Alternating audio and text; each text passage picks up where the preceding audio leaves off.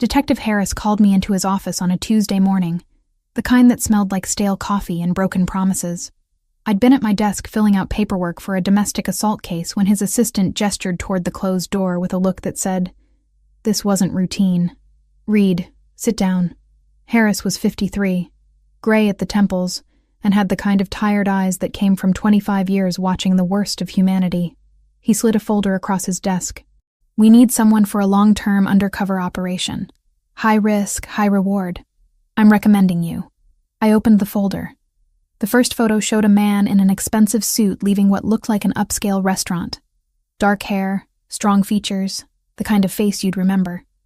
Julian Santoro, 36 years old, suspected head of the Santoro crime family operating along the East Coast.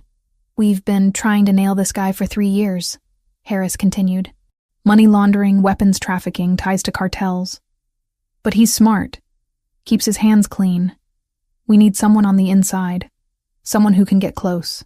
"How close?" I asked. "His household staff. We have an opening for a housekeeper through an agency he uses. You'd be there daily. Access to his home, his office, his private life. Plant surveillance equipment, copy files, gather evidence we can actually use in court." I studied the photo again. Julian Santoro didn't look like the monsters I'd put away before. He looked like someone you'd see at a charity gala or a museum opening. That was probably the point. "Why me?" The question came out sharper than intended. Harris leaned back in his chair. "Because you're smart, you're thorough, and you have something to prove." He let that hang in the air for a moment. "Ryan's death wasn't your fault, Olivia. But I know you blame yourself. This is your chance to make a real difference. Take down someone who actually deserves it. Ryan. My partner for 3 years. Dead because we trusted the wrong informant in a drug bust that went sideways. I'd replayed that night 1,000 times, wondering what I could have done differently. The guilt sat in my chest like a stone. "I'm in," I said. 2 weeks of intensive training followed. I learned how to clean like a professional, how to move through a house efficiently without drawing attention, how to plant listening devices smaller than a dime in places nobody would think to check. They gave me a crash course in Portuguese since my cover would be Brazilian. I practiced my accent until it sounded natural, learned to stumble over English words convincingly. My new identity came in a manila envelope. Maria Santos, 28 years old, born in São Paulo, moved to the States 5 years ago. Limited English. Background check showed employment at various cleaning services. Nothing remarkable. No criminal record. No red flags. "Remember," the training officer said on my last day, "you're not Detective Olivia Reed in there. You're Maria. You're invisible. You're just someone who cleans toilets and doesn't ask questions. The moment you forget that, you're compromised." I reported to the agency on a Monday morning. The manager barely looked at me before assigning me to the Santoro residence. Apparently Julian preferred consistent staff, paid well, and didn't tolerate mistakes. She made me sign a stack of non-disclosure agreements about client privacy. The mansion sat in an affluent neighborhood behind iron gates and manicured hedges. I'd driven past places like this my whole life, never imagining I'd actually enter one. The security guard at the gate checked my credentials, made me wait while he confirmed my appointment, then waved me through. A woman in her 50s answered the door. Anna, according to my briefing. Italian accent, kind eyes, probably been with the family for years. "Ana me pagou as horas extras em dinheiro. O contrato com a agência era quinzenal, mas as gorjetas e pequenos ajustes do dia ficavam em espécie. You are the new housekeeper, Maria." She looked me over critically. "Yes, ma'am," I replied, making sure my Portuguese accent colored the words. "I am here to clean. Come. I show you where things are." She led me through a marble foyer into a kitchen that belonged in a magazine. "Mr. Santoro, he likes things very clean. Very organized. You understand?" "I understand." A man appeared in the doorway. Older, military posture, eyes that saw everything. Vincent, the head of security. He studied me with the kind of attention that made my skin crawl. I kept my expression neutral, deferential, exactly what a nervous cleaning woman would do when faced with someone intimidating. "New hire?" His voice was gravel. "Yes, sir," Anna answered for me. Maria. She comes very recommended. Vincent nodded slowly, still watching me. For one terrible second, I wondered if he recognized me from somewhere, if this entire operation was already blown. But he just turned and walked away without another word. Anna showed me where the cleaning supplies were kept, explained the schedule. Mondays and Thursdays were my days. 6 in the morning until 2 in the afternoon. Stay out of Mr. Santoro's way. Don't touch anything in his office unless explicitly told to clean it. Respect his privacy. I spent the first 4 hours methodically working through the downstairs rooms. Living room, dining room, kitchen, guest bathroom. Everything was already immaculate. I was cleaning what didn't need to be cleaned, maintaining an illusion of perfection. The whole time my mind cataloged details. Security cameras in every corner. Reinforced doors. Windows with sensors. Around 10, I heard footsteps upstairs. Male voices speaking Italian too quickly for me to catch more than fragments. Then silence. A door closing. Mr. Santoro has meetings, Anna explained when she brought me water. Very important business. You just keep working. At noon, I finally caught a glimpse of him. Julian Santoro descending the staircase with 2 other men in suits. He was taller than his photos suggested, moved with the kind of confidence that didn't need to prove anything. His eyes swept the room and landed on me for exactly half a second before moving on. I didn't exist to him. I was furniture. Exactly what I needed to be. The men left through the front door. Anna told me I could take lunch in the staff room, a small area off the kitchen where Paolo the driver was reading a newspaper. We nodded at each other. I ate the sandwich I'd brought in silence. By 1:30, the house was empty, except for Anna in the kitchen and Vincent somewhere monitoring security feeds. This was my window. I'd trained for this moment. Knew exactly where to go, what to look for.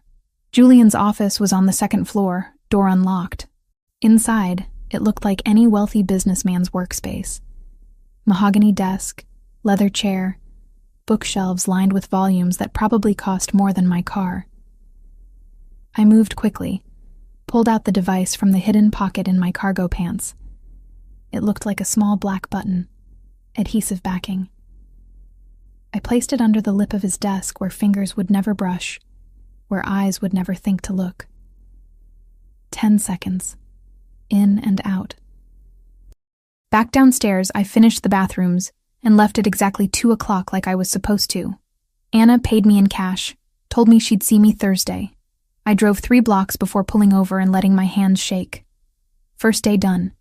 Device planted. Cover intact. I was officially inside Julian Santoro's world. That night in my apartment, I thought about Ryan.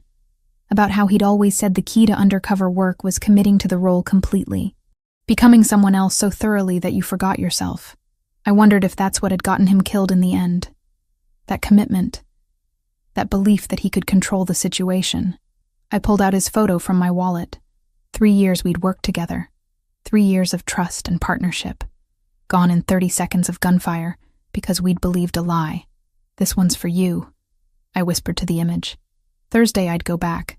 Plant more devices. Gather more intelligence. Get closer to a man who probably destroyed lives before breakfast. And somewhere in this process, I'd prove that Ryan's death meant something.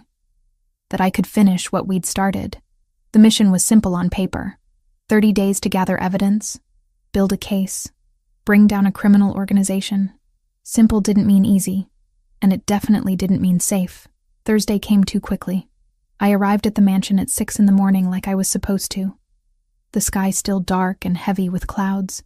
The guard at the gate recognized me this time, barely glanced at my ID before waving me through. Anna was already in the kitchen when I let myself in through the back entrance. The smell of fresh coffee filled the air, mixing with something sweeter. Pastries, maybe. She nodded at me without interrupting whatever she was doing at the stove. I started in the living room like always. Vacuuming. Dusting surfaces that didn't have dust. Straightening pillows that were already straight. The listening device I'd planted in the office was transmitting to a receiver hidden in my car. Later tonight, I'd download the recordings and send them to Harris. For now, I just needed to maintain the routine. Julian came downstairs at 7:30. I heard his footsteps before I saw him. Deliberately made myself busy with the bookshelf in the corner. He walked past without acknowledging me.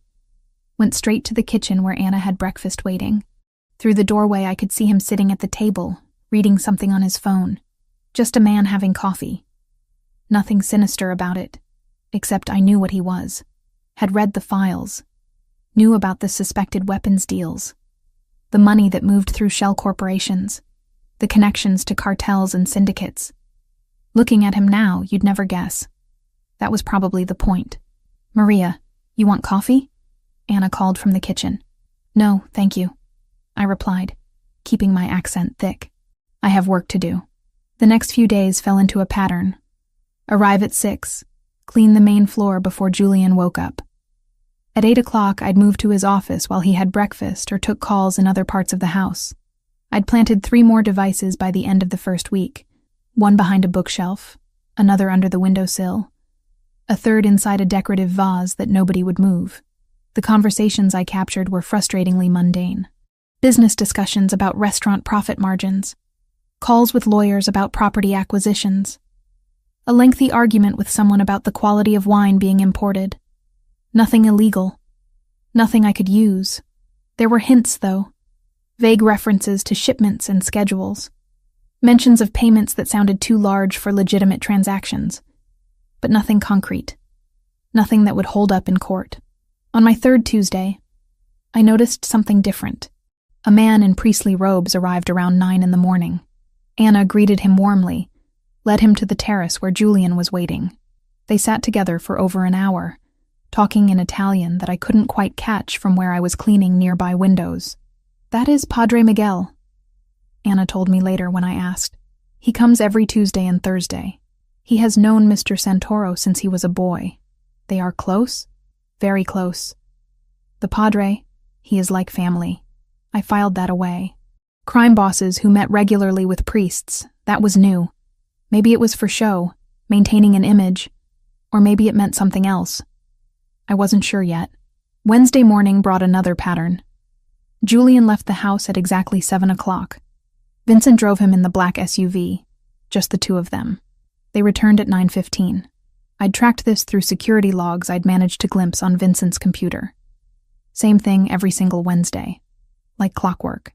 I reported it to Harris during our weekly check-in, a brief phone call from a burner I kept hidden in my apartment. "Could be collecting payments," he said, "or meeting with distributors. Keep watching. See if you can find out where he goes." But I couldn't follow him. That would blow my cover immediately. All I could do was observe and document, wait for him to make a mistake. Sunday was the strangest day. I wasn't scheduled to work, but I drove past the mansion anyway just to see. The gates were closed. No cars coming or going. When I checked the audio feeds later, they showed nothing. Hours of silence. Julian didn't conduct business on Sundays. Didn't take calls. Didn't meet with anyone. I thought about Ryan on Sunday evenings. We used to grab drinks at this dive bar near the precinct, decompress from the week. He'd been good at reading people. Better than me. Could spot a liar from across a room. I wondered what he'd make of Julian Santoro. Whether he'd see the same contradictions I was seeing. The expensive vase incident happened on Thursday of my 2nd week. I was cleaning the hallway upstairs, being careful around the antiques that probably cost more than my annual salary. My elbow caught the edge of a porcelain piece on a side table. I watched in horror as it tipped, fell, shattered across the marble floor into a dozen pieces. My heart stopped. In my head, I calculated how quickly I could run, whether Vincent would catch me before I reached the gates, whether this whole operation was about to collapse because of one stupid mistake. Footsteps approached rapidly. Julian appeared from his office, saw the broken vase, saw me standing there with cleaning supplies in hand and panic written all over my face. "I am so sorry," I stammered in Portuguese accented English. "I will pay for it. I will—" "Are you hurt?" The question caught me off guard. "What?" "Your hands. Did you cut yourself?" He was already checking, eyes scanning my arms for injuries. "There's glass everywhere." No, I am okay." "Good. That's what matters." He looked at the broken pieces scattered across the floor. This was my grandmother's. But things break. People don't heal as easily. He said something in Italian that I didn't catch. then switched back to English. Anna will help you clean this up. Don't worry about the cost. These things happen. He walked away before I could respond. Left me standing there trying to reconcile the man who just prioritized my safety over a family heirloom with the criminal I was supposed to be investigating. Anna appeared with a broom and dustpan. Mr. Santoro, he is not like you expect, yes? No, I admitted. He is not. That night, I listened to 12 hours of audio recordings. Julian on the phone with someone named Francesco, discussing shipping routes and delivery schedules. Could be legitimate. Could be code for something else. Julian in a meeting with 3 men whose voices I didn't recognize, talking about expansion into new territories, business or criminal enterprise. Impossible to tell from context alone. And then, late at night when the house was supposedly empty, I heard something I wasn't prepared for. Julian's voice, alone in his office, speaking Italian in a tone I hadn't heard before. Soft. Broken. After several minutes, I realized what he was doing. He was talking to someone who wasn't there. To his dead wife, maybe. Telling her about his day. About the vase that broke. About missing her. I sat in my apartment with my laptop open, audio files playing through my headphones, and felt something I absolutely could not afford to feel. Sympathy. Vincent was watching me more carefully by the end of week 2. I'd catch him studying me when he thought I wasn't looking. Once I found him in the hallway outside the office, I'd just finished cleaning, standing perfectly still like he was waiting to see what I'd do. Mr. Vincent, I said, keeping my voice neutral. You need something cleaned? No. He didn't elaborate, just kept looking at me with those calculating eyes. You're different from the others. Others? Previous housekeepers. They were less observant. My pulse spiked, but I kept my expression confused. I do not understand. Don't you? He stepped closer. Be careful, Maria. This house has eyes everywhere. He walked away, leaving me with the distinct impression that he knew something, or suspected something. Either way, I'd just been warned. I should have reported it immediately. Should have told Harris that my cover might be compromised. But I didn't, because I wanted to stay. Wanted to keep watching Julian Santoro and trying to figure out who he really was. The man who attended mass with priests and visited cemeteries alone. The man who cared more about my safety than his grandmother's vase. The man who ran a criminal empire but treated his staff like family. Ryan used to say that everyone was capable of both good and evil, that the job was figuring out which one they chose when it mattered. I'd thought he was being philosophical. Now I wondered if he'd been trying to prepare me for exactly this situation. 2 weeks down. 2 weeks of observing, recording, gathering pieces of a puzzle that refused to make sense. 2 weeks of pretending to be someone I wasn't while trying to remember why I'd agreed to this in the first place. Justice for Ryan. That was why. Justice for all the people Julian Santoro had probably hurt. I just needed to find the proof. Breaking protocol was easier than I expected. On Wednesday morning of my 3rd week, I called in sick to the mansion but showed up anyway. Not as Maria the housekeeper, as myself. Jeans, jacket, baseball cap pulled low. I parked 3 blocks away and waited. Julian's black SUV pulled out of the gates at exactly 7 o'clock. Vincent behind the wheel, Julian in the back seat. I followed at a distance, keeping 2 cars between us the whole time. My hands were steady on the wheel even though my heart hammered against my ribs. This was stupid. Reckless.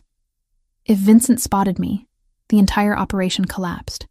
They drove for 20 minutes, heading into an older part of the city where the buildings looked like they remembered better days. The SUV turned into Oak Hill Cemetery, rolling slowly through ornate iron gates that probably dated back a century. I parked outside and waited 5 minutes before following on foot. The cemetery stretched across several acres, headstones arranged in neat rows under ancient oak trees. Morning fog clung to the ground, making everything look ethereal and slightly unreal. I spotted the SUV parked near the eastern section. Vincent leaned against the driver's door, scrolling through his phone. Julian had walked deeper into the grounds, disappearing behind a marble mausoleum. I circled wide, using monuments and trees as cover. Found a spot about 50 yards away where I could see without being seen. Julian stood in front of a simple granite headstone. fresh flowers already placed in the built-in vase. He'd brought roses, white ones. Sophia Santoro. Beloved wife. The dates told me she'd been 31 when she died. 3 years ago last month. Julian just stood there. Didn't move. Didn't speak. Just stood with his hands in his pockets, staring at the ground like if he looked hard enough he could see through 6 feet of earth and casket wood to the woman he'd lost. I thought about the cemetery where Ryan was buried. How it had taken me 4 months before I could visit without breaking down. How even now, 2 years later, I still sometimes drove there at night, when I couldn't sleep, and sat in my car talking to a piece of marble like it could answer back. After about 20 minutes, Julian knelt. His lips moved. I was too far away to hear words, but the body language was clear. He was talking to her, telling her things he couldn't say to anyone else. When he finally stood again, I saw him wipe his face with the back of his hand. Vincent didn't ask questions when Julian returned to the SUV. They just drove away, leaving me crouched behind a 200-year-old tomb, feeling like I'd witnessed something I had no right to see. I spent the rest of that day digging into Julian's financial records. Not the obvious accounts the department had already examined, the ones buried deeper. Shell corporations, charitable foundations, business holdings that led to other business holdings in a maze designed to confuse. What I found didn't match the profile of a typical crime boss. St. Anthony's Children's Home received $50,000 monthly from a company called Riverside Holdings. Riverside was owned by Santoro Enterprises. I pulled records going back 3 years. The donations had started exactly 1 month after Sophia's death. A free medical clinic in the poorest neighborhood downtown, funded by another Santoro subsidiary. They provided basic health care, vaccinations, prenatal care to anyone who walked through the door. No questions asked. An orphanage run by the Catholic Church. A rehabilitation program for former convicts trying to get their lives together. A scholarship fund for kids from broken homes. All of it traced back to Julian's money, filtered through enough corporate layers that most people would never make the connection. I cross-referenced the amounts. Hundreds of thousands of dollars every year. Maybe millions over time. This wasn't money laundering. The money went out, but nothing came back. It was just giving. Harris wouldn't like this. I could already hear his response. Criminals donate to charity all the time. It's PR. Makes them look legitimate. Doesn't change what they are. But I'd seen Julian's face at that cemetery. That wasn't PR. That was grief. Thursday, I was back at the mansion in my Maria costume, cleaning and pretending the previous day hadn't happened. My nerves were shot. Every time Vincent looked at me, I wondered if he'd somehow figured out I'd followed them. If he'd seen my car. If this was the day everything fell apart. Julian's office felt different now. I'd been in there a dozen times, planting devices and searching drawers. But today, I noticed things I'd glossed over before. A photo of him and Sophia on what looked like their wedding day, tucked into the corner of his desk. A rosary hanging from the lamp. Books on the shelf about grief and faith and finding meaning after loss. One drawer was slightly open, not locked like usual. I shouldn't have looked. Should have just closed it and moved on. But I didn't. Inside were more photos. Julian and Sophia traveling. Paris. Rome. Somewhere with a beach and impossibly blue water. They looked happy. Really happy. Not the forced smiles people put on for cameras. The real thing. Underneath the photos was a journal. Leather-bound. Edges worn from handling. Sophia's name embossed on the cover in gold letters. I picked it up with gloved hands even though I knew I shouldn't touch it at all. Opened to a random page. Her handwriting was neat, measured, exactly what you'd expect from someone organized and thoughtful. Julian came home late again. He says he's trying to find a way out, but it's complicated. I told him we could leave. Start over somewhere new. But he says it's not that simple. The family has eyes everywhere. His father's legacy is a chain around his neck. I see how it tears him apart. He wants to be good. To do good. But the world he inherited won't let him. I flipped ahead. Found an entry from a few weeks before her death. He's been meeting with someone from the federal government. Won't tell me details, but I can tell it's serious. Dangerous. He says it's the only way to truly break free, to dismantle everything his father built and walk away clean. I'm terrified, but I'm also proud. My husband is trying to do the right thing, even though it could destroy him. That's who he really is. Under all the baggage and the reputation, he's good. The last entry was dated 3 days before the car accident. Julian seems different lately. Lighter somehow. Like he can finally see the end of this nightmare. He promised me that by next year we'd be somewhere else. Living normal lives. Maybe even starting a family. I believe him. For the first time in a long time, I actually believe we have a future. I closed the journal and put it back exactly where I'd found it.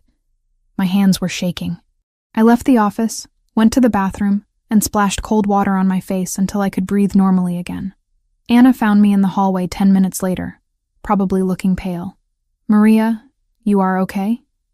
"Yes, just dizzy for a moment." "You work too hard. Come, have some tea."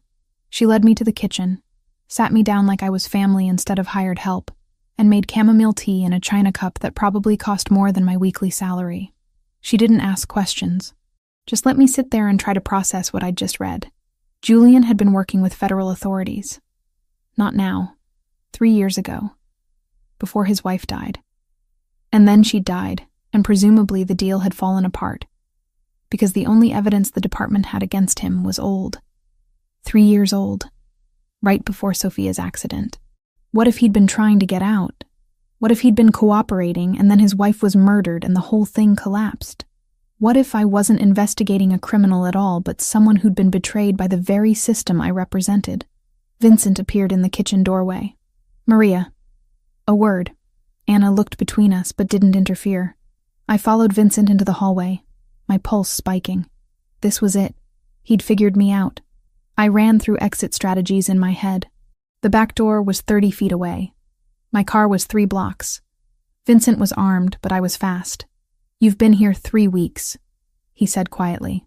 "In that time, you've never made a single mistake except that vase. You move through this house like you're looking for something, and you ask a lot of questions for someone who barely speaks English. I do not understand."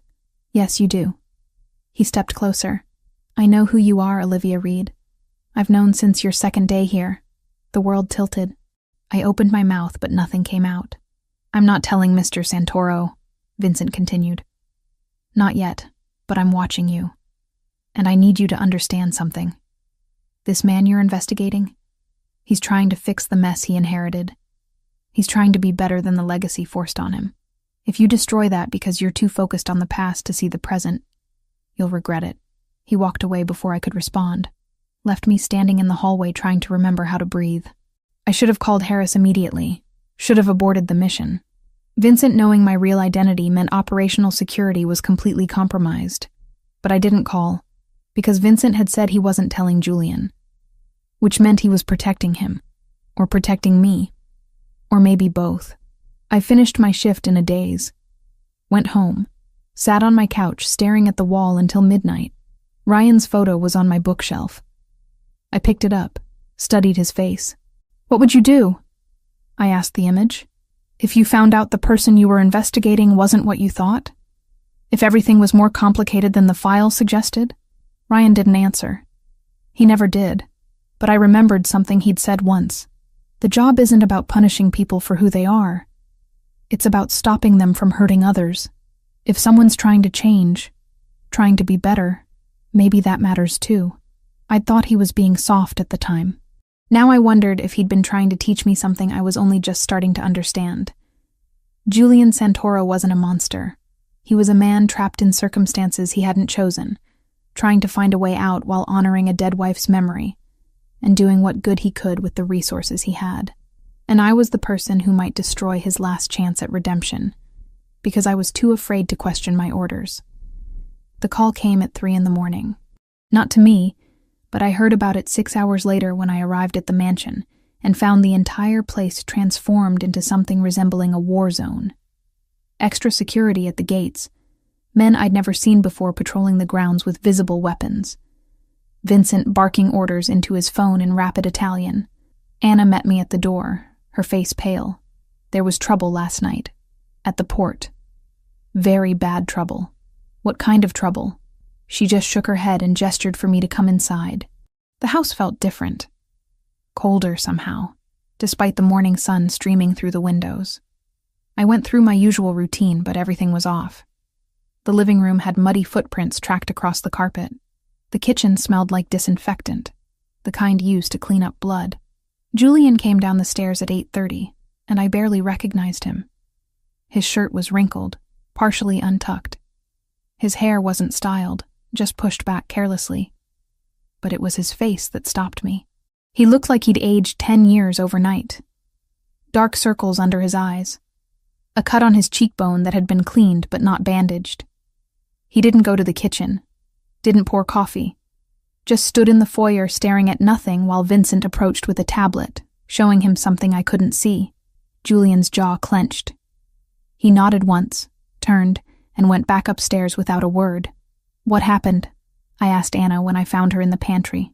She was quiet for a long moment, arranging canned goods that didn't need arranging. The cartel. They attacked one of Mr. Santoro's operations. Tried to take territory that does not belong to them. Her hands shook slightly. Rico is dead. 3 others hurt. Mr. Santoro, he was there when it happened. Rico. I'd seen him around the house a few times. Young guy, maybe 24, always smiling. He'd helped me carry cleaning supplies up the stairs once, insisted even though it wasn't his job. How is Mr. Santoro handling it? Anna looked at me with eyes that had seen too much. How do you think?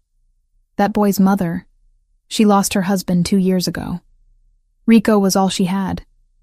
And now Mr. Santoro must go tell her that her son died working for him. The funeral was 3 days later. I wasn't supposed to attend, but I did anyway, standing at the back of the church in street clothes. Just another mourner. The place was packed.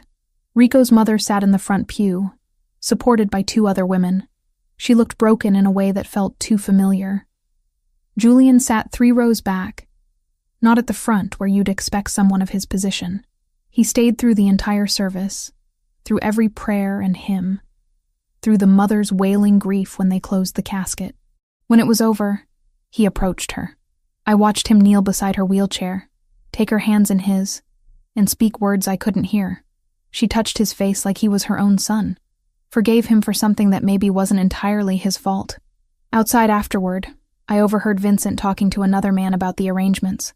Julian had paid for everything. The funeral, the burial plot, a monthly pension for the mother for the rest of her life. He'd also set up accounts for Rico's 2 younger siblings to pay for college. He does this every time, the man said quietly. Takes care of them like family, because they are family. Vincent replied. That's what Mr. Santoro believes. You work for him, your family, and he doesn't abandon family. I left before anyone could notice me, drove back to my apartment, and sat in the parking lot for 20 minutes trying to process what I'd witnessed. Crime bosses didn't attend funerals of low-level soldiers. They didn't kneel before grieving mothers. They didn't set up college funds for dead men's siblings. Unless they weren't what I'd been told they were. That night I drove past the mansion even though I had no reason to. The gates were closed, but I could see lights on in the back. The garden. I parked down the street and walked closer, staying in the shadows. Julian was there, alone, sitting on a stone bench in the rain that had started falling an hour earlier. No coat, no umbrella. Just sitting there letting the water soak through his clothes. His shoulders shook. He was crying, the kind of crying men do when they think nobody's watching. Raw and uncontrolled and desperate. I stood behind a hedge 50 feet away and felt something crack open inside my chest. This wasn't performance. This wasn't manipulation or image management. This was a man drowning in guilt and grief for a kid who died on his watch. Ryan had cried like that once. After we'd lost a case, a young mother sent back to an abusive husband because we couldn't gather enough evidence in time. He'd sat in his car in the precinct parking lot at 2 a.m. and broken down completely. I'd found him there, held him while he fell apart, and never mentioned it again, because that's what partners did. Looking at Julian now, I saw the same thing. Someone who cared too much. Someone whose conscience ate at them every time they failed to protect someone under their responsibility. I went home and didn't sleep. Just lay in bed staring at the ceiling, thinking about the difference between the man in the file and the man I was actually seeing. They didn't match. Not even close.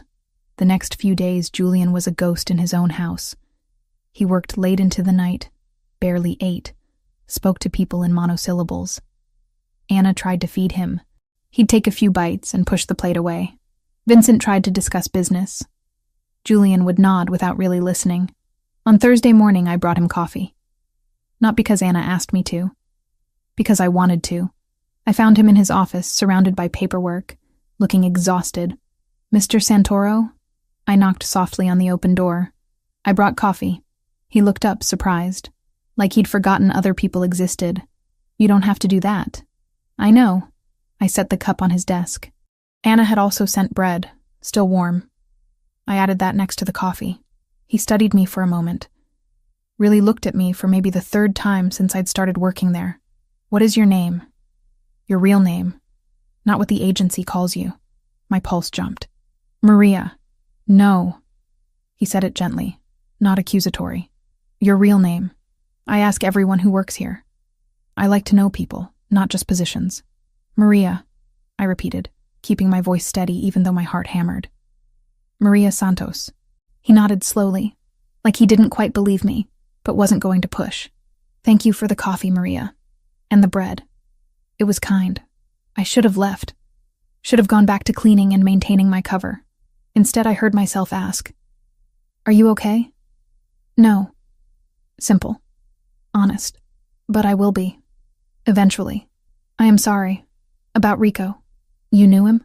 He helped me once, with cleaning supplies. He was a nice boy." I let my accent thicken. Turned nice into a word with 2 syllables. "Good person." Julian's expression crumbled slightly. "Yes, he was." He picked up the coffee, took a sip, set it down carefully. "Where are you from? In Brazil?" Here we go. The cover story I'd memorized. "São Paulo, but I leave 3 years ago." "Why did you leave?" "My husband, he was..." I looked down, playing the part. Not a good man. I needed to start new. Somewhere safe. When I looked up again, Julian's eyes were full of understanding that felt too genuine to be fake. "I'm sorry you went through that.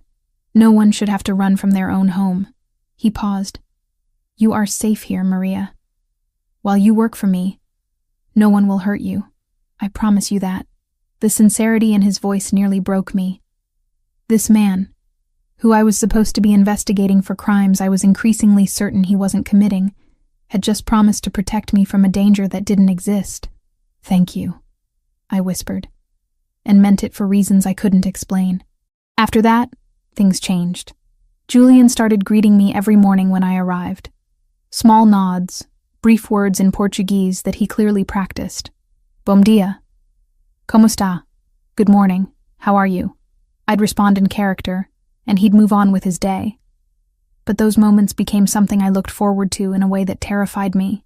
I started noticing details I'd ignored before. How he always held doors for Anna. How he thanked Paulo every time they went somewhere.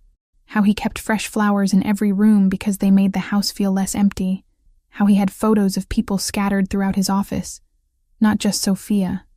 His parents. People who'd worked for him. Even a photo of himself as a child with an older man who had to be his father. He wasn't a monster. He was just a person trying to navigate an impossible situation he'd inherited through birth, rather than choice. Harris called on my second Monday. "We need results, Reed. You've been in there 3 weeks. Where's the evidence?" "I'm working on it." "Work faster. We have budget constraints. This operation is expensive. Either you find something actionable, or we pull you out." I hung up feeling sick, because the truth was, I didn't have anything. The financial records showed old activity, 3 years old, nothing current. The conversations I'd recorded were legitimate business discussions.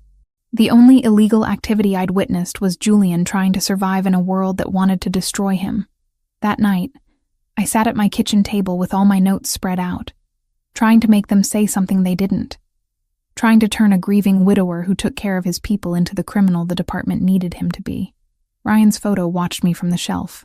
I imagined what he'd say about this. About manufacturing evidence to close a case. About destroying a man's life to meet quotas and look good for promotions. He'd tell me to follow the truth, wherever it led, even if it meant admitting we'd been wrong, even if it meant going against orders. I was 3 weeks into an operation that was supposed to prove Julian Santoro was a criminal. Instead, I was starting to suspect he might be the most decent person I'd met in years, and I had no idea what to do about that. The file cabinet in Julian's office had been locked for 3 weeks. On day 22, I found it open. Not wide open, just slightly ajar like someone had closed it in a hurry and the latch hadn't caught properly. I should have walked away. Should have finished vacuuming and left the room like I was supposed to, but Harris had called again that morning demanding results, threatening to pull me out if I didn't produce something concrete. So I opened the drawer. Inside were folders organized by year. I pulled the one labeled 3 years ago, flipped it open, and felt my stomach drop. Bank statements, wire transfers, shell corporation documents, money moving through accounts in amounts that didn't match any legitimate business I'd seen Julian conduct. This was it. This was what Harris needed. I pulled out my phone, photographed every page as quickly as possible. My hands shook so badly I had to retake several shots. When I finished, I put everything back exactly as I'd found it, closed the drawer, and left the office feeling like I might throw up. That evening I encrypted the files and sent them to Harris with a brief message. 3-year-old evidence. Possible money laundering. Will investigate if current operations match pattern. His response came back in minutes. Good work. Keep digging. We move on this in 8 days. 8 days. I had 8 days before they arrested Julian based on evidence I'd provided. Evidence that was years old, from before Sophia died, from before whatever had changed in his life that made him the person I saw now. I sat in my apartment staring at my phone, wondering if I'd just destroyed a man who was trying to be better, wondering if 3-year-old sins should condemn someone who'd spent the time since then building children's shelters and funding free clinics. The call came at 11:30 that night. Not to me, but I saw it on the news at midnight when I couldn't sleep and turned on the television. Fire at St. Anthony's Children's Home. Multiple units responding. Children reported trapped inside. St. Anthony's. The shelter Julian funded. The one with $50,000 arriving every month like clockwork. I grabbed my keys and drove there without thinking, without planning, just knowing I needed to see what was happening. The building was engulfed when I arrived, flames pouring from second-story windows. Fire trucks blocked the street. People crowded behind barriers watching the destruction. Then I saw him, Julian, pushing past firefighters who tried to stop him, running straight into the burning building through the main entrance. Vincent was right behind him, both of them ignoring the shouts from emergency personnel. My heart stopped. I watched the doorway they disappeared into, counting seconds. 30, 60, 90. The roof groaned, threatening to collapse. Black smoke poured out in thick columns. At 2 minutes, Julian emerged carrying a child. A little girl, maybe 6 years old, coughing and crying. He handed her to a paramedic and immediately turned to go back in. A firefighter grabbed his arm. Julian shook him off, said something sharp, and disappeared into the flames again. He made 4 trips, 4 times into that building while it fell apart around him. 4 children carried out to safety, while firefighters worked to contain the blaze and evacuate the rest.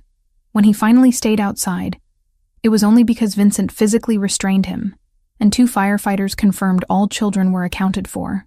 I watched from behind the crowd barriers as paramedics tried to examine him. His shirt was burned, hanging in tatters. His arms were red and blistered. Soot covered his face and hair. But he pushed away medical attention, moving from child to child instead, checking on each one personally, kneeling beside them, speaking softly, making sure they knew they were safe. One little boy wouldn't let go of him, just clung to Julian's neck sobbing while Julian held him, rocking slightly, murmuring words I couldn't hear from this distance. When the boy's mother arrived, frantic and terrified, Julian stood and personally handed her son back to her. The woman grabbed Julian's face with both hands and kissed his forehead, tears streaming down her cheeks. He just nodded, said something brief, and moved to the next child. The director of St. Anthony's appeared, an older nun I recognized from my research. She approached Julian, and even from here I could see her crying. He hugged her gently, careful not to get soot on her habit. And when they separated, I heard him say clearly, "We'll rebuild. Bigger and better. I promise you, sister." I left before anyone could notice me, drove home on autopilot, parked in my lot and sat there for 20 minutes trying to process what I'd witnessed. This man, this supposed criminal I was investigating, had just run into a burning building 4 times to save children who weren't his, for a charity he funded anonymously, risking his life without hesitation because it was the right thing to do. And I'd just sent evidence to my superior that would destroy him in 8 days. When I got to my apartment, I locked the door behind me and broke down completely. Slid down to the floor with my back against the wall and cried for the first time since Ryan's funeral. Cried for the impossible situation I'd created. Cried for falling in love with someone I was supposed to destroy. Cried for not knowing what the hell to do about any of it, because that's what this was. Love. I'd fallen in love with Julian Santoro somewhere between the cemetery visits and the broken vase and the funeral for Rico and tonight's burning building. Fallen in love with a man whose past I was using to condemn his present. The next 3 days were torture. Julian came to the house with bandages on both forearms and a cough that wouldn't quit. Anna fussed over him constantly, bringing tea and forcing him to eat. He brushed off her concern, spent his time on the phone coordinating reconstruction of St. Anthony's and finding temporary housing for all 12 children. And he talked to me. Started really talking in a way he hadn't before. We'd have these brief conversations when I brought him coffee or passed him in the hallway. He'd ask about Brazil, about my family, about whether I felt safe here. I'd answer in character, but the lies tasted like ash in my mouth. One afternoon he told me about Sophia, about how they'd met at a charity gala when he was 28 and she was 26. How she'd seen through the Santoro name to the person underneath. How she'd believed he could be better than his father's legacy. "She made me want to be worthy of her faith," he said quietly. We were in the library. Him sitting at the desk with papers spread everywhere. Me dusting shelves nearby. I was already working to change things when she died. Trying to fix the mistakes my family had made. But after, it became the only thing that mattered. Making sure her death meant something. "You honor her memory," I said softly. "With the shelter. With everything you do." He looked at me then. Really looked at me. And for a moment I forgot to maintain my accent. Forgot to be Maria. Just stood there as Olivia, falling deeper into something I couldn't afford to feel. "Thank you," he said, "for seeing that." On day 26, a storm rolled in that killed power to half the city. I was still at the mansion, running late because I'd been trying to plant one more listening device that kept malfunctioning. When the lights died, I was in the kitchen with the device in my hand. Julian appeared moments later with a flashlight. Power's out across the whole neighborhood. Could be hours before it's back. Anna had left early for a doctor's appointment. Paolo was off today. Vincent was handling something at the port. It was just us. "You should probably stay until the roads are clearer," Julian said. "That storm is getting worse." We ended up sitting at the kitchen table in near darkness, just the flashlight and occasional lightning providing illumination. Started talking to pass the time. Casual at first, then deeper. He told me about growing up Santoro, about the weight of expectations he never asked for, about watching his father hurt people and knowing even as a child that it was wrong, but not knowing how to stop it. I found myself telling him truths disguised as Maria's story, about losing people I loved, about feeling trapped by circumstances beyond my control, about wondering if you could ever truly escape your past, or if it followed you forever. "I think the past shapes us," Julian said, his face half hidden in shadow, "but it doesn't have to define us. We get to choose what we do with it, whether we let it destroy us or use it to become something better. And what did you choose? Better. Or at least I'm trying to be." He paused. "Some days I'm not sure if it's working." "It is," I said, and meant it completely. "You are a good person, Mr. Santoro." "Julian." He leaned forward slightly. "Please call me Julian." The space between us felt electric. charged with something dangerous and inevitable. I could see his face more clearly now, illuminated by a flash of lightning. Those dark eyes studying me like he was trying to figure out something important. "Maria," he said quietly, "can I ask you something?" "Yes." "Who are you, really?" My breath caught. "I told you—" "No." He shook his head. "I mean, who are you underneath the accent and the story about São Paulo and running from a bad husband? Because sometimes when you think I'm not looking, you forget to be her. And I see someone completely different. Someone complicated. I should have maintained the cover. Should have doubled down on Maria Santos and her fabricated life. Instead, I sat there frozen, unable to lie directly to his face in this moment of horrible, perfect honesty. "I am someone who is very confused," I finally whispered, letting my real voice through, about what is right and what is wrong, about duty and what? And feelings I should not have. The confession hung in the air between us. Julian's expression shifted, understanding dawning. He stood slowly, walked around the table until he was right in front of me, close enough that I had to tilt my head back to meet his eyes. "What feelings?" His voice was rough. I stood too, bringing us inches apart. "Julian, Thunder cracked directly overhead, so loud the windows rattled. The moment shattered. I stepped back quickly, putting distance between us, my heart racing so hard I thought it might break through my ribs. "I should go," I said, switching back to Maria's accent desperately. "Storm is not so bad. I can drive home." "Maria, wait." But I was already moving, grabbing my bag from the counter, heading for the door like the hounds of hell were chasing me. Because staying meant crossing a line I couldn't uncross, meant kissing him and falling completely, and losing whatever was left of my objectivity. I drove through the storm with tears blurring my vision, windshield wipers working overtime, and arrived home soaked and shaking. Sat in my car listening to thunder and wondering how the hell I was going to survive the next 8 days before Harris moved on the arrest warrant. Before I destroyed the man I loved with evidence I'd provided. Before I had to choose between my duty as a cop and the truth I'd uncovered about who Julian Santoro really was. Day 27 started like any other.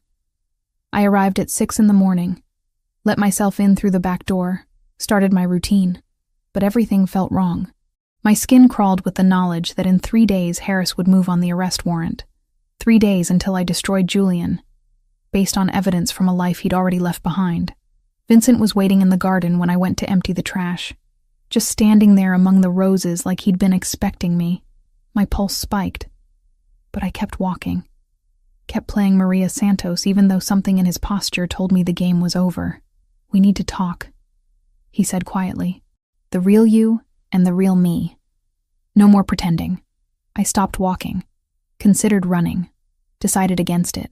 "I don't know what you mean." "Yes, you do, Detective Reed." He said my real name like he'd been saving it, waiting for the right moment. "I've known since your second week here. Recognized you from case files. You were Ryan Mitchell's partner, the one who survived." The mention of Ryan's name from Vincent's mouth felt like a violation. I dropped the trash bag, turned to face him fully. "If you've known that long, why didn't you tell Julian?" "Because I wanted to see what you'd do.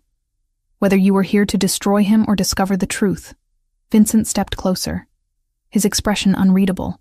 "And I think you've found the truth, haven't you? That the man you're investigating isn't the monster your department believes he is. What I've found is complicated. Life usually is." He glanced back at the house, making sure we were alone. "Julian has been working with the FBI for 14 months. Not your department, the FBI. They have separate jurisdiction, different objectives. He's been feeding them intelligence on the Cartel de Sinaloa in exchange for immunity and a way out of the life his father forced on him. Por se tratar de ponto de encontro com testemunha cooperadora já homologada, a presença dos agentes foi previamente autorizada pelo promotor federal, mantendo o departamento local fora do circuito operacional." My breath caught. 14 months. That's before you ever showed up. Before your department decided to investigate him for crimes he committed 3 years ago, when he was still trapped in his father's world. Vincent's voice was steady, matter of fact. "Sophia's death changed everything. The cartel killed her when they discovered Julian was negotiating with federal authorities. They sabotaged her brakes, made it look like an accident. Julian has spent the last 3 years systematically dismantling them from the inside while trying to turn his family's legitimate businesses actually legitimate. I felt the ground shift beneath me. The financial records I found, the evidence I sent to my superior. That's all from before Sophia died. Exactly. 3-year-old crimes that he's already answering for through his FBI cooperation. If your department arrests him now, it blows the entire federal operation. The cartel walks. Julian loses his immunity deal. And he probably ends up dead within a week. Why are you telling me this? Vincent studied me with those calculating eyes that missed nothing. Because I see how you look at him. And more importantly, I see how he looks at you. Like maybe he's found something worth living for again after 3 years of just existing. He paused. And because I think you're a good cop who wants justice, not just an arrest. There's a difference. My department has a tupera, I said, testing the Portuguese word for mole. Someone corrupt who wants Julian dead before he can testify. We suspected as much. The FBI has been careful not to coordinate with local police for exactly that reason. Vincent crossed his arms. But they don't know about your operation. Your department went rogue, probably at the direction of whoever's being paid by the cartel. Harris. My superior's name tasted bitter. It has to be Detective Harris. He pushed for this operation. He's been demanding results. Then you have a decision to make, Detective Reed. You can follow your orders, arrest Julian in 3 days, and watch everything collapse. Or you can tell him the truth and help us stop this before it's too late. I looked at the mansion, at the windows of Julian's office where I could see him moving around inside, the man who ran into burning buildings for children, who visited his wife's grave every week, who carried guilt for every person hurt under his watch. He doesn't know about me, I said. You haven't told him I'm a cop. I wanted to see if you'd tell him yourself, if you'd choose honesty over duty. Vincent headed toward the house, paused at the door. You have until tomorrow morning. After that, I tell him everything. Better he hears it from you. I spent the rest of the day in a fog, going through motions while my mind raced. Every time Julian passed me in the hallway, every brief smile or word of greeting felt like a knife twisting. I was living a lie that was about to destroy both of us. By evening, I'd made my decision. I couldn't sleep anyway. At 2 a.m, I drove back to the mansion, parked 3 blocks away, walked to the property. Vincent was at the gate, saw me coming, and simply opened it without a word. Julian's office light was on. Of course it was. He rarely slept, haunted by ghosts and responsibilities. I let myself in through the back door, climbed the stairs, stood outside his office trying to remember how to breathe. He was at his desk surrounded by papers, reading something on his laptop. His hair was messy like he'd been running his hands through it. He'd discarded his jacket hours ago, rolled up his sleeves. He looked tired and human, and so far from the criminal mastermind my department had painted him as. I knocked softly on the door frame. He looked up, surprised, then concerned. Maria? What are you doing here at this hour? Is something wrong? Yes. I stepped inside, closed the door behind me. Everything is wrong. And I need to tell you the truth before I lose my nerve. He stood slowly, wariness creeping into his expression. What truth? My name isn't Maria Santos. I let my real voice through. No accent. Just me. It's Olivia Reed. I'm a detective with the city police department. I've been undercover in your house for 27 days, gathering evidence to arrest you for money laundering and weapons trafficking. The silence that followed was deafening. I watched emotions flicker across his face. Shock. Betrayal. Hurt. Anger. He took a step back like I'd struck him physically. You're a cop. His voice was flat, controlled in a way that scared me more than shouting would have. Yes. Everything was a lie. Maria, the story about Brazil, running from an abusive husband. All of it. Yes, I whispered. All of it was a lie except what? Now there was anger, sharp and cutting. Except the part where you planted listening devices in my home? Or the part where you photographed my private files? Or maybe the part where you pretended to care while gathering evidence to destroy me? Except the part where I fell in love with you. The confession hung between us. Julian's expression cracked, showing the pain underneath. Don't you dare use that word after everything you've done. I know I have no right. I know I betrayed your trust in the worst possible way. But you need to hear the rest because your life is in danger. I spoke quickly, desperately. I sent those financial records to my superior. He's moving on an arrest warrant in 3 days. But Vincent told me everything this morning. About the FBI, about Sophia, about the cartel. I didn't know. I swear I didn't know you were working with federal authorities. Vincent told you. His eyes narrowed. He knew what you were? Since my 2nd week here. He was protecting you by watching me. Making sure I didn't... I broke off, pressing my hands against my face. The evidence I found is 3 years old. From before Sophia died. Before you started cooperating. My department is compromised. Someone wants you dead before you can testify against the cartel. And I helped them without realizing what I was doing. Julian sat down heavily in his chair, processing. When he looked at me again, the anger had cooled into something more dangerous. Calculation. Why are you telling me this now? Because it's the right thing to do. Because you deserve to know. Because... I took a shaking breath. Because watching you risk your life for those children in that fire made me realize that everything I thought I knew about you was wrong. You're not a criminal, Julian. You're a man trying to fix the mistakes of a legacy you never asked for. I am a criminal. His voice was bitter. I've done things you couldn't begin to imagine. Hurt people. Made choices that keep me awake at night. The fact that I'm trying to be better now doesn't erase the past. No. But it should matter. Your cooperation with the FBI matters. What you've built with the shelters and clinics matters. You matter. I stepped closer to his desk. And if my department arrests you in 3 days, all of that ends. The cartel wins. You die. And everyone you're trying to help loses the protection you provide. So what do you suggest, Detective Reed? The formality of my title from his lips hurt. That we run? Disappear? Spend the rest of our lives looking over our shoulders? I suggest we work together. Contact your FBI handler. Coordinate with them to identify the corrupt cop in my department and stop the arrest before it happens. I pulled out my phone, set it on his desk. I have recordings. Evidence of my superior's involvement. It might be enough to prove he's being paid by the cartel. Julian stared at the phone, then at me. You'd betray your own department. I'd choose justice over orders. There's a difference. I used Vincent's words because they were true. My partner Ryan died because we trusted the wrong people. I won't make that mistake again. Not when innocent lives are at stake. He was quiet for a long moment, studying my face like he was trying to see through to the truth beneath all my lies. I don't know if I can trust you. I know, and I don't blame you. But you don't have to trust me. Just trust that I want to stop the people who killed Sophia. Trust that I want the cartel destroyed as much as you do. I met his eyes directly. And trust that I meant what I said. I love you, Julian. That's the one true thing I've given you in 27 days of lies. Love isn't supposed to hurt this much.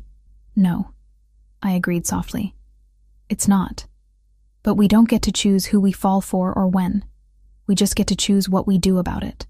He stood again, walked to the window overlooking the garden where I'd spoken to Vincent hours earlier. When he finally spoke, his voice was tired. If we do this, if we work together, it changes everything. You become complicit in my cooperation with the FBI. Your career is over. Your life as you know it ends. My life as I knew it ended the moment I realized the man I was investigating was better than the system I worked for. Julian turned to face me fully. We have 3 days. Maybe less if your superior moves faster than expected. This is going to be dangerous, Olivia. People are going to get hurt. You could get hurt. I'm already hurt. I touched my chest where my heart felt like it was breaking. But I'd rather fight beside you than watch you destroyed by my mistakes. He nodded slowly. Then we fight. Together. And pray that it's enough to survive what's coming. By dawn, we had a plan. Julian's FBI handler was Special Agent Sarah Brooks, based out of the federal building downtown. Vincent contacted her at 5 in the morning, used code words that confirmed this was urgent. She arrived at the mansion at 6:30 with 2 other agents, all looking grim. "You're telling me there's a corrupt detective in the local PD trying to compromise our operation?" Brooks was mid-40s, sharp eyes, the kind of person who'd seen every con in the book. She looked at me with professional suspicion. "And you're that detective's undercover operative who's now switching sides?" "I'm choosing the right side," I corrected. "Detective Harris has been pushing this investigation from the beginning. He demanded results, set an arrest timeline that coincides exactly with Julian's upcoming testimony against the cartel. It's not coincidence." Brooks pulled out a tablet, started making notes. "We've suspected a leak in local law enforcement for months. That's why we've kept this operation completely compartmentalized.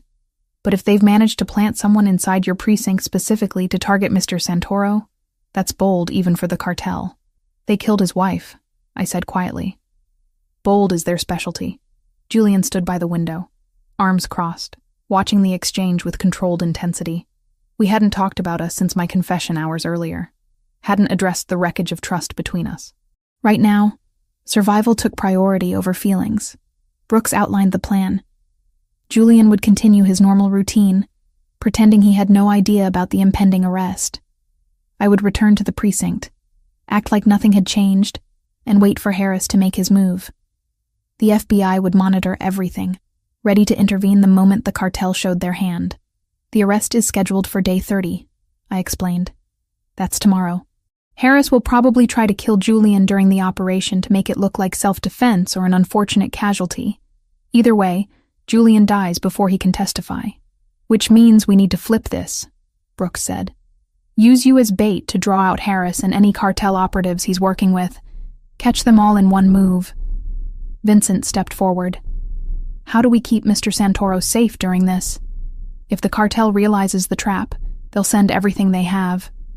Federal tactical teams will be positioned at strategic points. The moment Harris or anyone else makes a move, we shut it down." Brooks looked at Julian. "But you're right that this is dangerous. Mr. Santoro, you'll be exposed during the operation. There's real risk here." "I've been at risk for 3 years," Julian replied. "Ever since I decided to turn against my father's legacy. This just makes it official." I spent the rest of the morning going over every detail of my communications with Harris. Every email, every phone call, every report I'd submitted. Brooks recorded it all, building a case against him that would hold up in federal court. By noon, the plan was set. I'd go back to my apartment, respond to Harris's messages like everything was normal.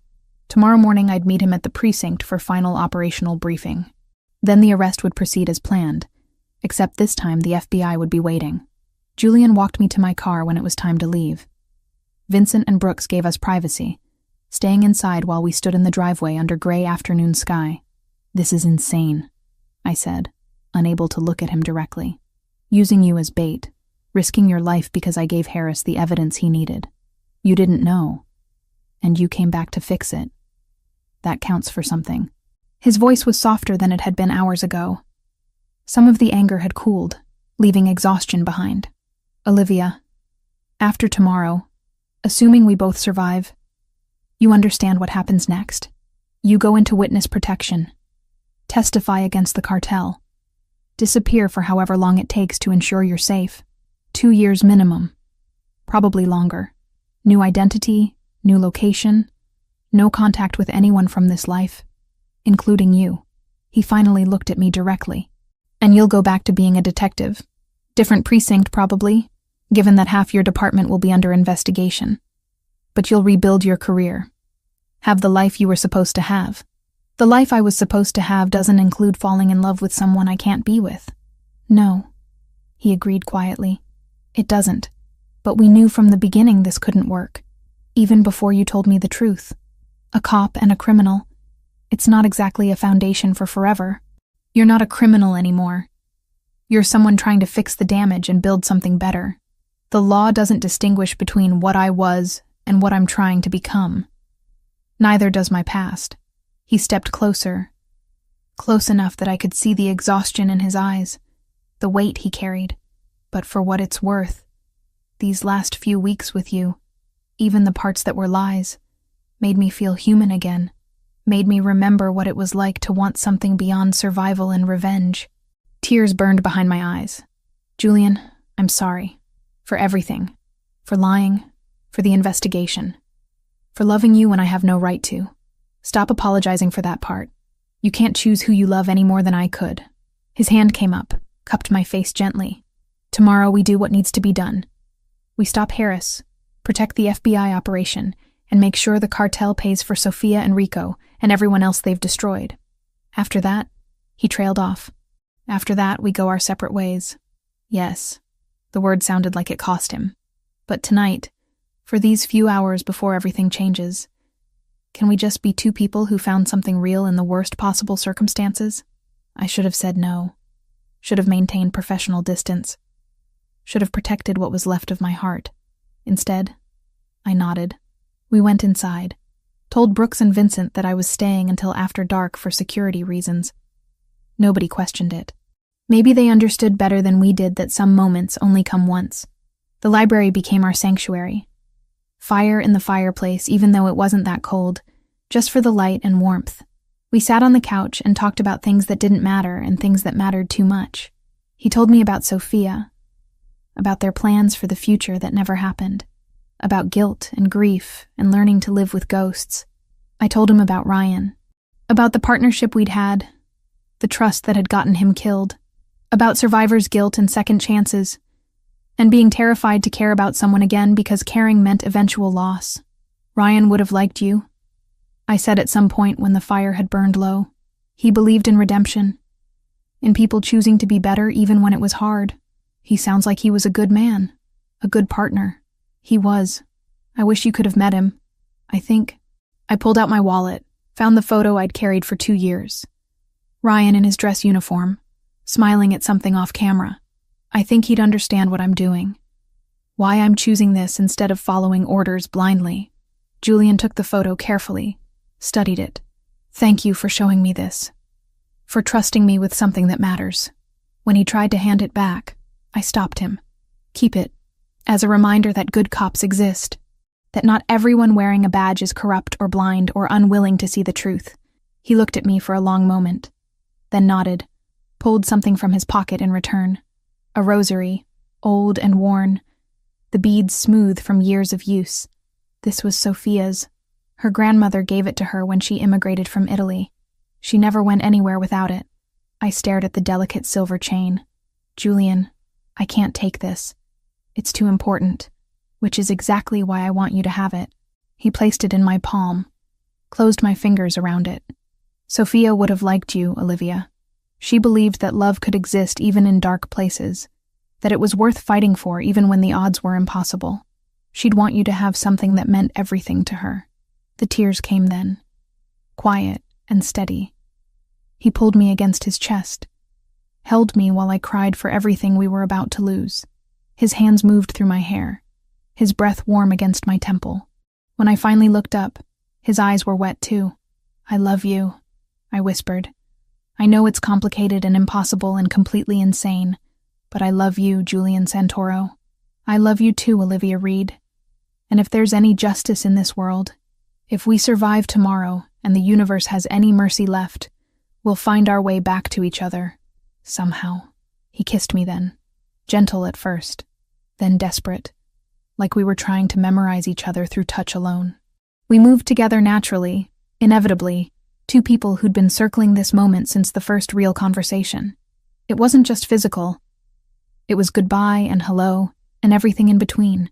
Later, in the quiet hours before dawn, we lay tangled together on the library couch, the fire reduced to embers. Julian's fingers traced absent patterns on my shoulder. Sophia's rosary was around my neck. Ryan's photo was in Julian's pocket. Promise me something, he said quietly. Tomorrow, when everything goes to hell, you run if you need to. Don't try to be a hero. Don't sacrifice yourself for me. I can't promise that. Olivia, you'd do the same for me. You ran into a burning building for children you'd never met. You think I'm going to stand by and watch someone kill you? I lifted my head to look at him. We protect each other tomorrow. Both of us survive. That's the only acceptable outcome. He smiled, sad and beautiful. You're stubborn. "You're one to talk. We're going to make it through this," he said, like saying it could make it true. "And then, when it's safe, when the cartel is destroyed, and I've paid my debt to society and you've rebuilt your career, we'll find each other again. I don't care if it takes 2 years or 10. I'll wait." So will I. We stayed like that until the sun rose, holding on to something we both knew was already slipping away. In a few hours, I'd returned to being Detective Reed, and he'd become bait in a trap designed to save his life while ending the world we'd built in 30 days. But for this moment, we were just Julian and Olivia, two people who'd found love in impossible circumstances and were brave enough to believe it might survive what came next. Day 30 arrived with deceptive calm. I met Harris at the precinct at 7 in the morning, wearing my detective shield and the wire the FBI had provided. He looked tired, agitated in a way that set off every alarm bell in my training. "Operations a go for 1,000 hours," he said, spreading tactical maps across the briefing room table. "We move on the Santoro residence with full force. SWAT will breach the front entrance while you and I take the back with tactical support." "Understood." I kept my voice steady, even though my heart was racing. "What about surveillance? Has he shown any indication he knows we're coming?" "None." Vincent reported normal activity this morning. Santoro's in his office conducting business like any other day. Harris pulled out his service weapon, checked the magazine. "This ends today, Reed. One way or another." The phrasing made my blood run cold. One way or another. Like he'd already decided Julian wasn't going to survive the arrest. Brooks had warned me that Harris would try something during the operation itself. Use the chaos of the breach to take Julian out and claim self-defense or crossfire. I had FBI agents positioned at strategic points around the mansion, federal tactical teams ready to intervene. But Harris was a veteran cop who'd survived 25 years on the street. He knew how to create opportunities that looked accidental. At 9:45 we rolled out. 6 patrol units, 2 SWAT vans, and unmarked vehicles carrying federal agents Harris didn't know about. I rode with Harris, my weapon holstered, but my nerves screaming that something was about to go very wrong. The convoy stopped 3 blocks from the mansion. SWAT assembled, checking gear and running final communications checks. I saw federal agents mixed among them, recognized Brooks in tactical gear coordinating with the SWAT commander. Harris stood apart, speaking quietly into his phone. His body language was wrong, tense, anticipatory. At 9:58 we moved into position. I was supposed to be with Harris at the rear entrance, but I deliberately lagged behind, watching him. He kept checking his phone, kept glancing toward the tree line on the western side of the property. That's when I saw it. A figure moving through the shadows of those trees. Someone with a rifle, positioning for a clear shot at the mansion's main windows. At Julian's office specifically. Harris wasn't going to kill Julian himself. He'd hired a sniper to do it during the confusion of the breach. Make it look like the cartel had attacked during the arrest. Eliminate Julian and destroy the FBI's case in one move. I didn't think. Just ran, pulling my weapon and screaming into the wire. "Sniper in the western tree line. Harris is compromised. Move now." Everything happened at once. The sniper turned toward me, rifle swinging around. Harris shouted something I didn't hear. The mansion's front door burst open as SWAT breached, and Julian appeared in his office window, exactly where the sniper needed him to be. I threw myself forward, putting my body between the window and the shooter. The shot cracked loud enough to make my ears ring. Something punched into my left shoulder, spinning me sideways. I hit the ground hard, weapon flying from my grip. Pain exploded through my entire upper body, but I could still move my arm. Not a fatal hit. Federal agents swarmed the tree line. I heard more gunfire, shouting, someone calling for medical. Through the chaos, I saw Vincent and Julian's men emerging from concealed positions, surrounding the property. Brooks had positioned them there as backup, ensuring Julian had protection from all angles. Harris tried to run. Made it maybe 20 feet before 2 federal agents tackled him to the ground. They had his hands zip-tied behind his back within seconds, Miranda rights being read while he struggled and cursed. I lay on the grass trying to breathe through the pain. A paramedic appeared, started cutting away my jacket to assess the wound. "Clean through and through," she said, pressing gauze hard enough to make me gasp. "You're lucky. Missed the bone and major vessels. Julian, I managed. Is he? Mr. Santoro is secure. Brooks appeared in my field of vision, kneeling beside me. Vincent got him to the panic room the moment SWAT breached. He's safe, Detective Reed.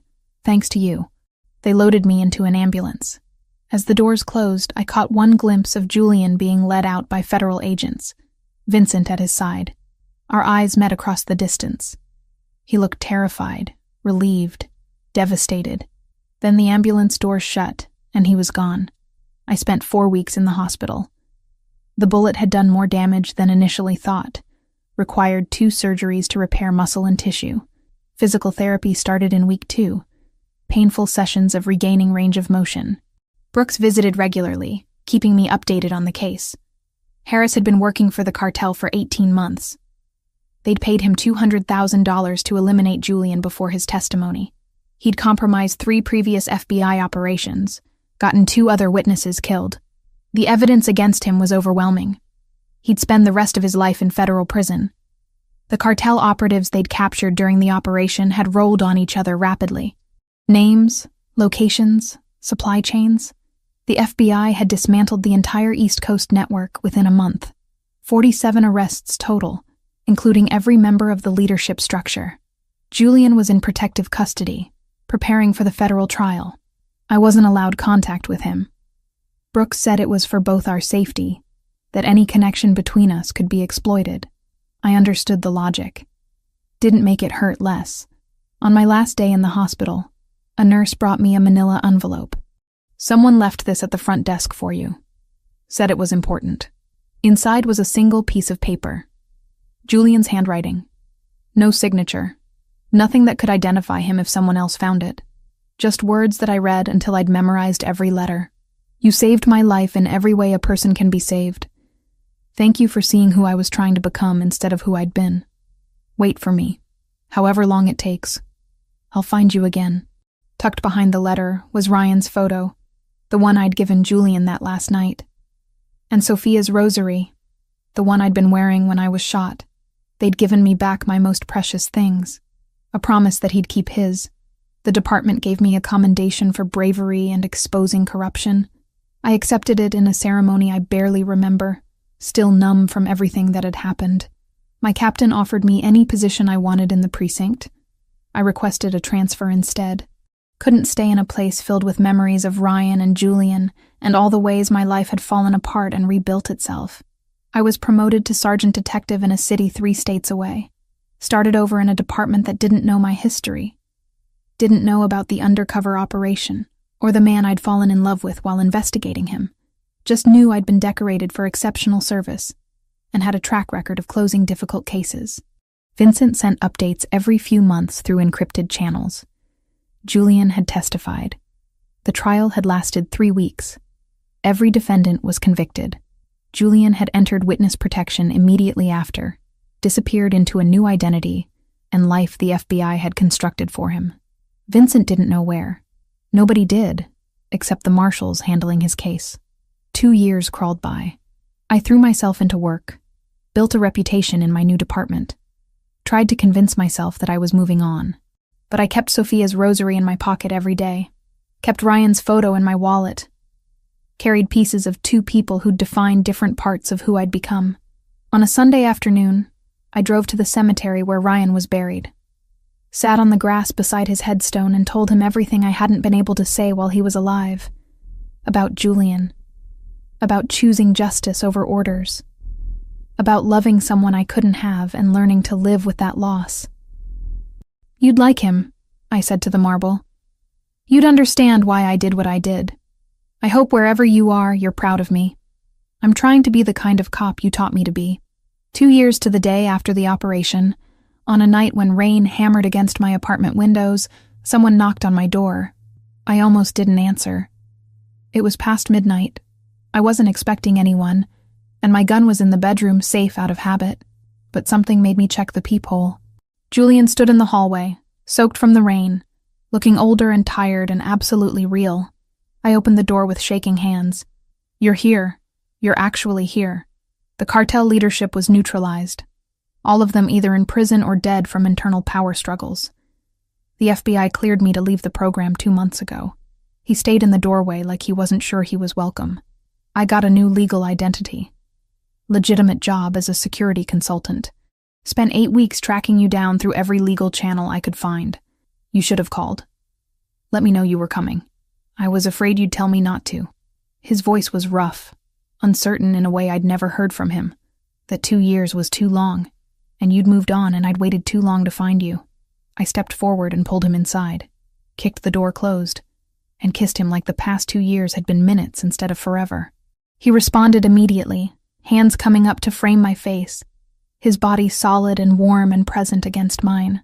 When we finally broke apart, we were both breathing hard. My apartment was small and ordinary, nothing like his mansion, but standing here in my tiny living room with rain drumming overhead, it felt like the only place either of us needed to be. I didn't move on, I said quietly. I tried, but you don't move on from something that changes you fundamentally. I'm not the same person I was. He touched the rosary I'd pulled out from under my shirt, the chain still around my neck after 2 years.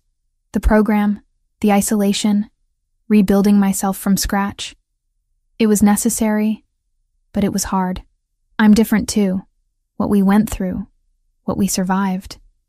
It changed both of us. I led him to the couch, sat down still holding his hand. I don't know what this looks like now. How we build something real when we both have so much history and damage and complicated pasts.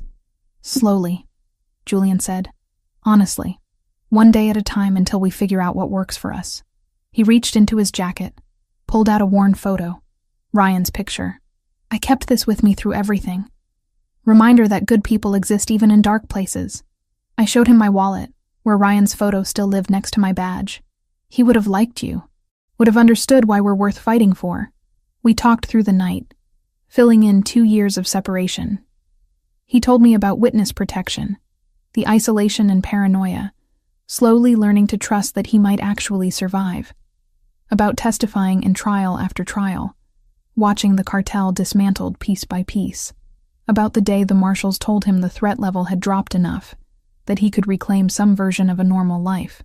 I told him about my new department, about building a career on my own merit instead of running from the past, about visiting Ryan's grave and realizing I could honor his memory while still choosing to love someone new. As dawn broke through my apartment windows, we stood together looking out at a city neither of us had lived in before.